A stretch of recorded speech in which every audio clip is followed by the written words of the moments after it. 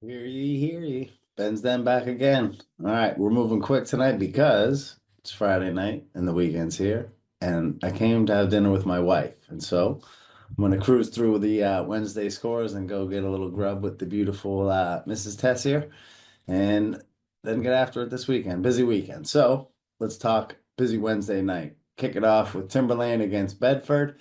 First half, Timberlane, they jumped out to a big lead, 25-9 over Bedford.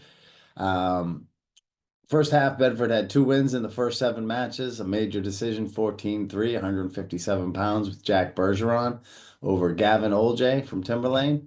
Um, and then at 144, we had Tucker Watson over Reed Robinson, major decision 15-3. Again, Timberlane good at staying off their back when they do get in trouble. Brother Talon Oljay, he started the duel with a pin over Eric Gow from Bedford. Pins from Timberlane also came from Peter Morrissey, Cole Seuss, and Jason O'Brien.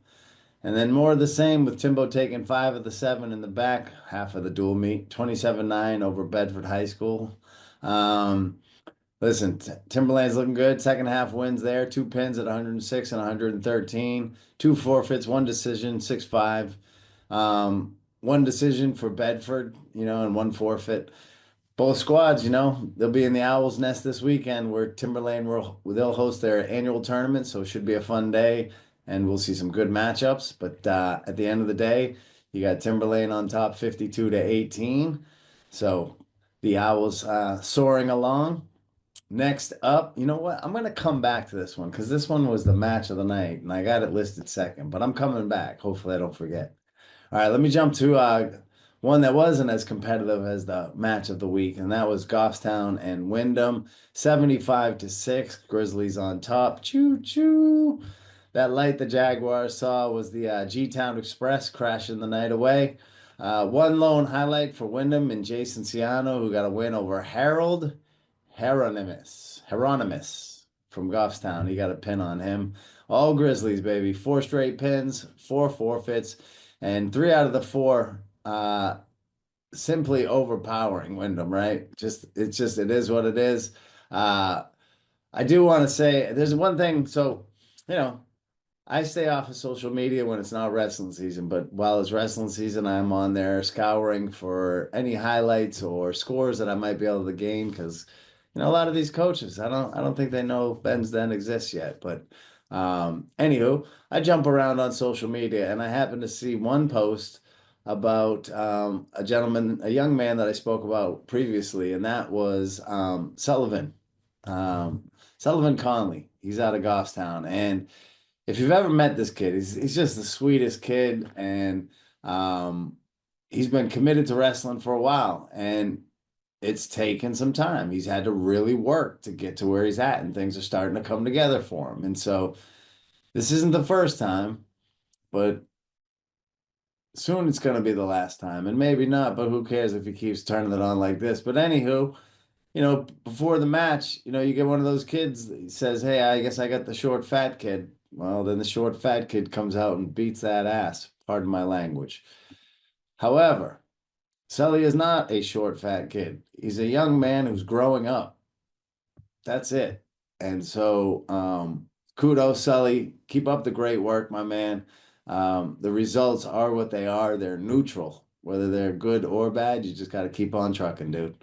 Anywho, G-Town, they hang with the big boys at Timberlane and Wyndham, or at Timberlane, and then Wyndham, they'll limp over to Hollis Brookline.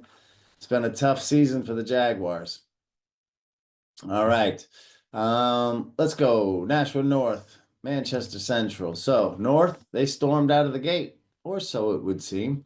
12-0 in wrestling action and 36-6 after seven matches. You had Gavin Page over Zach Helly. Manchester Central got a pin there. And Julian Palladini got a pin over Jasul Mercado Badio. Eh? Getting there. All right, second half of that dual meet between North and Central. North kept it going, 21-18 over Central.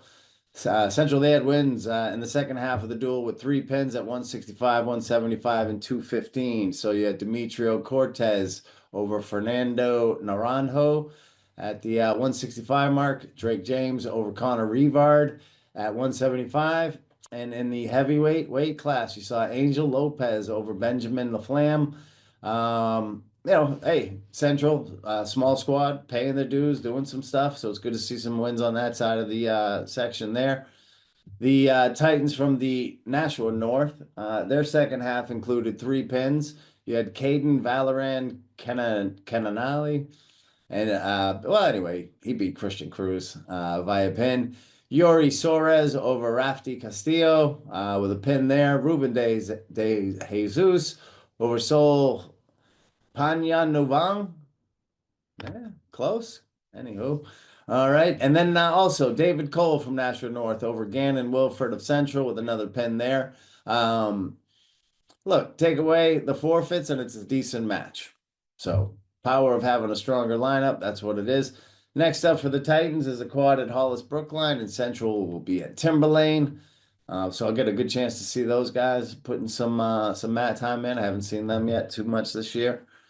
Milford and Merrimack, the Sayball brothers, along with heavyweight Brandon Lehman, they continue to anchor the young Tomahawks, all putting 16 points up, and all Milford after that. 7 pins, 2 tech falls, and a Jack Clancy over Carter Anderson, Merrimack, Carter Anderson. Sudden victory, 8-5. That had the Spartans sprint far ahead and never look back. What else we got here? I feel like I missed one there. Yeah, Conval was had some stuff in there. Let me see if I still have that window open real quick. I guess no appetizers when I go to dinner. Nope, I don't. I know they did wrestle Conval and smashed them. There you go. There's your highlight. Conval and Exeter, they will travel. Yeah. What? I got that one all screwed up. I don't know. They're going someplace. I'll come back to it. Like I said, don't rush your move. It'll never turn out good. All right.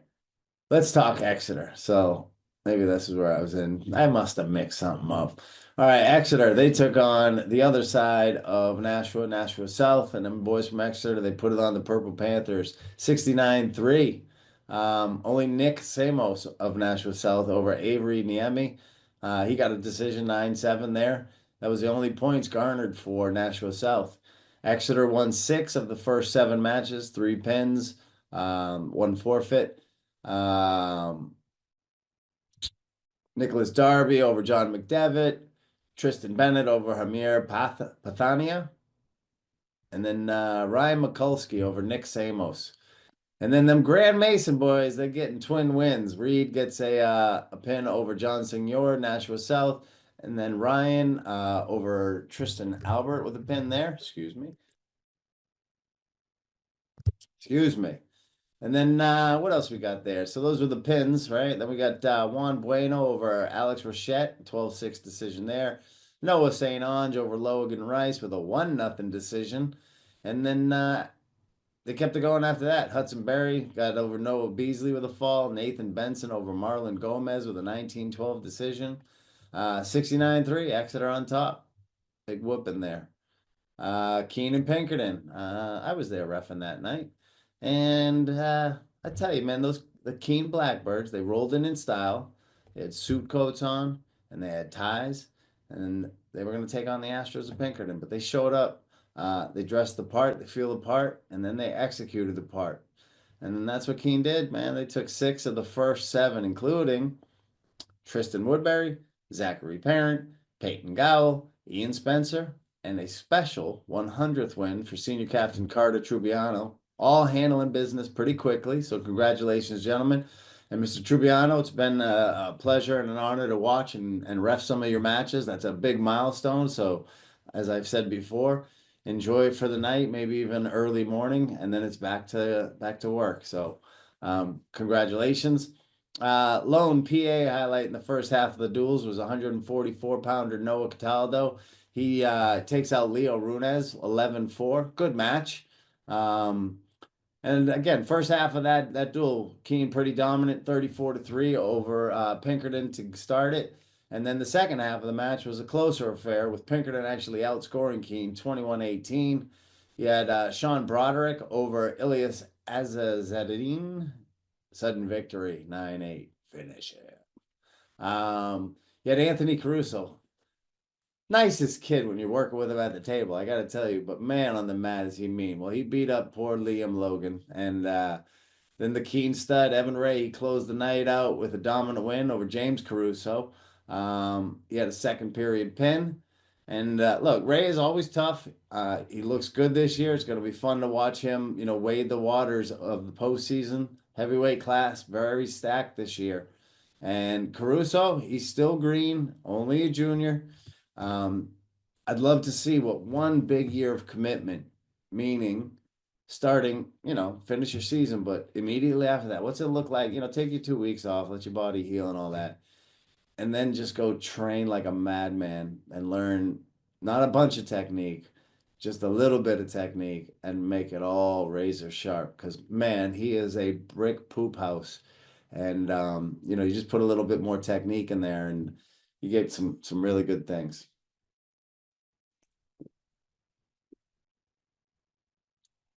Now, that being said, Pinkerton to Hollis Brookline. Keene plays host for a quad with Kingswood, Muskoma, and Newport. And I just wanted to comment again. So when I saw the Keene team walk into the gym, it just grabbed my eye. And it reminds me of how important it is that our young men specifically understand when the time to dress the part occurs. I think society today is too accepting of pajamas and Crocs and all that other garbage that makes us think we're in bed all the time. And so, the Keen staff, I think, does an amazing service to our young men to have them be ready for a professional meeting in a play environment. Because there's going to be a day where all those guys are going to have to go look for a job and they're going to have to first be dressed by how they look and how they show up. And I can tell you, as somebody who hires people, if you show up in Crocs and some pajama pants, it doesn't shoot you to the top of the list. So, good job. I like seeing that kind of stuff. So I just wanted to point that out. Back to the wrestling action. Put the soapbox away. We're gonna go Sauhegan Bishop Garden. So BG had two decisions and two pins on the night to garner their points. Lucas Wilson over Mary Wellen got a pin at minute 18 of the first period in the 113-pound weight class. B squared, Bishop Kearns, Bishop Girton over Harrison Town with a pin in the heavyweight division.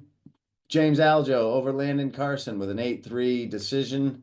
And then Jack Foster, Bishop Girton over Chase Baby Knuckles, a 2-1 decision. I'm sure that was a hotly contested match. I make up a bunch of scrambles, but you never know. So that's BG's highlights. Aside from that, all Sauhegan with former BG standout and now hometown saber Frosty Jack Kaler. He takes out Austin Power Steinruck from Bishop Garden with a beautiful tech fall, 16-1, about 7 minutes into the match. Brother Wesley Steinruck, well, he suffered a little bit too. He fell to Kyle. Such a run, Fawn. Man, that's a good one. Tell me, Kyle, when I see you, tell me what the name is if you could. Sukcharoenphon. Gave it a shot.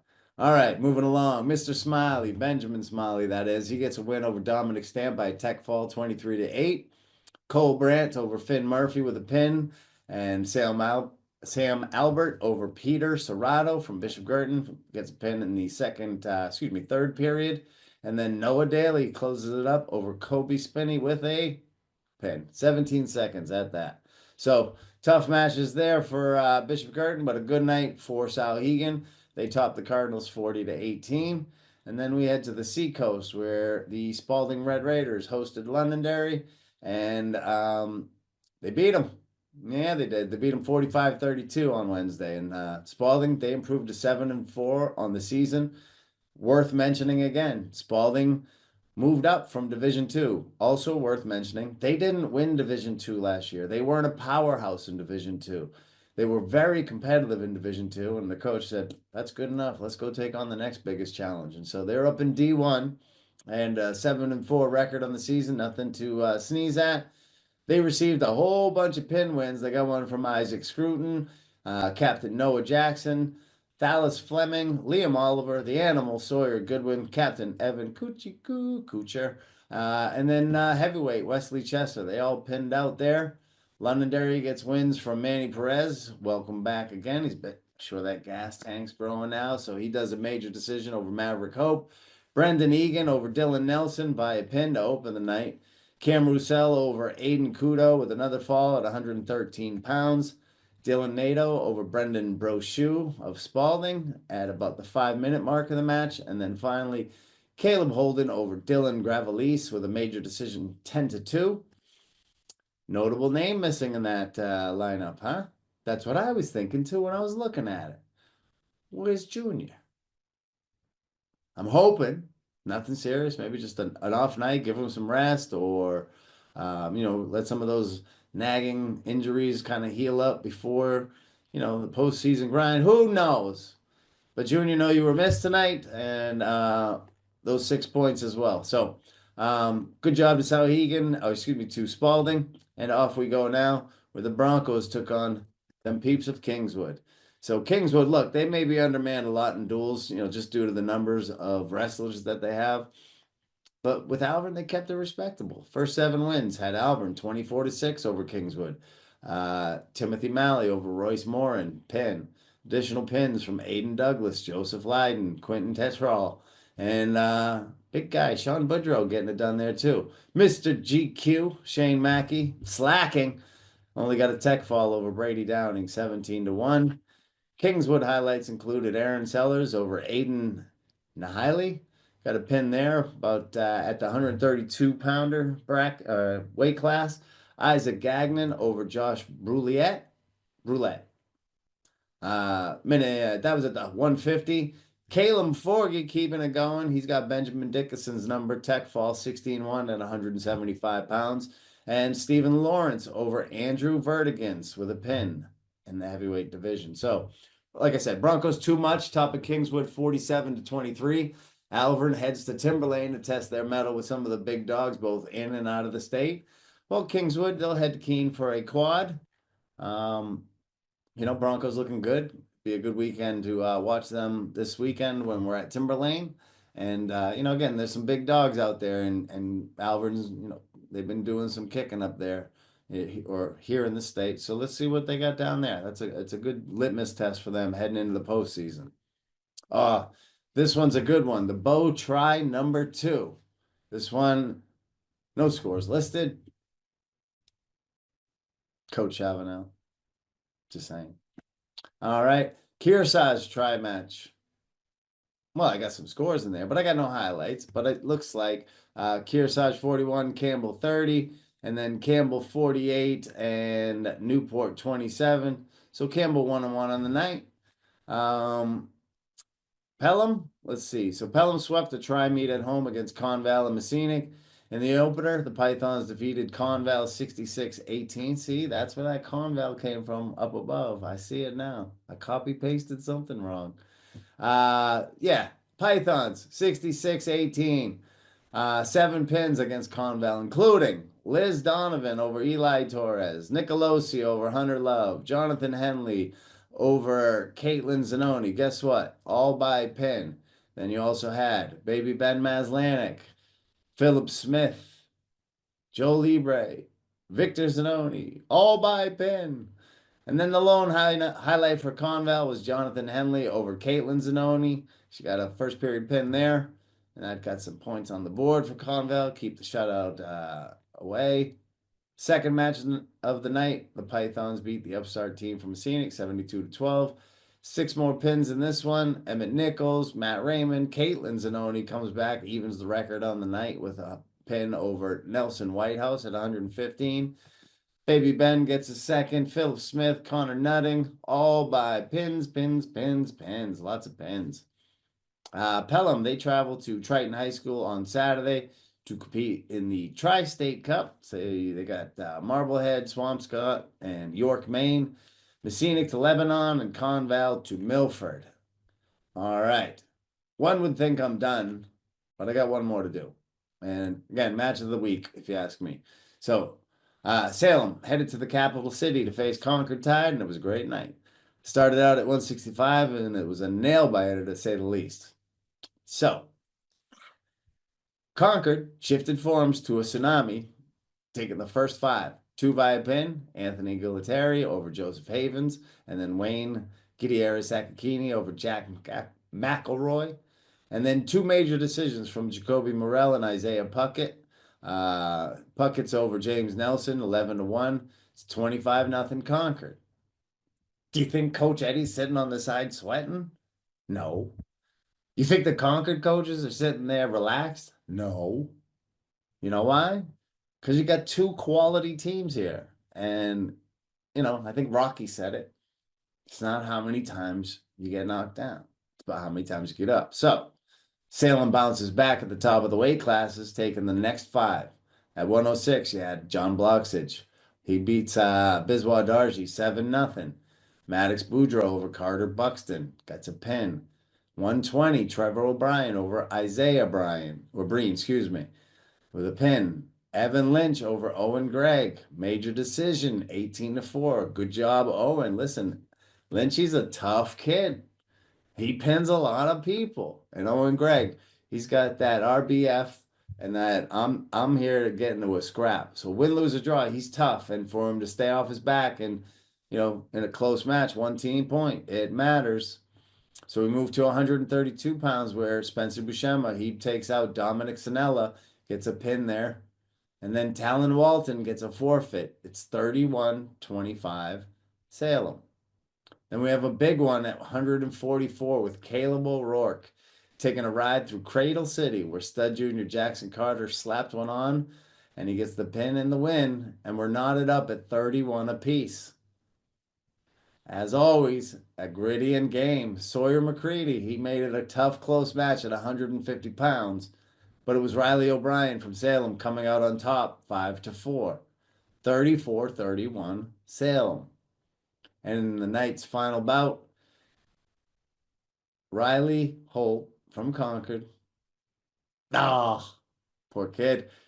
He doesn't get the job done. It was Salem's John Vargas, major decision, 14-6 to seal the deal for the Blue Devils and remain undefeated here in New Hampshire. So a great night of wrestling in Concord, a really good dual meet. Lou Ferrullo was the ref, and from all signs, everything went good from that perspective. We had one of our apprentice refs in the audience that night, kind of observing and learning, and just really comment on what a great night of wrestling it was in Concord. And the more Wednesday duels like that, the better. So congratulations to Salem. Big win for them as we close towards the end of the season, or we near the end of the season. And Salem, they will see Concord's gym again on Saturday as the Tide host Super Quad number 3.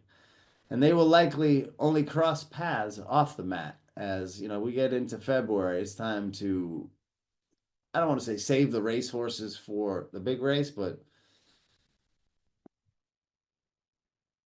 I'm just saying. All right, guess what? It's dinner time. I appreciate your time, and it's closing time. It's time to go. That being said, it's going to be a great weekend of action. Again, Timberlane's got a tournament going on. There's a bunch of quads going on. You got Franklin and Winnicott and Winnisquam all with the weekend off. So enjoy the bye weekend for those teams. Rest up. And to the rest of you, remember what it's about. Cheer all your people on. Have a blast. Show some good sportsmanship, all that good stuff. To the officials, do your best. To your coaches, good luck, all that good stuff. And, we'll see you on the mats.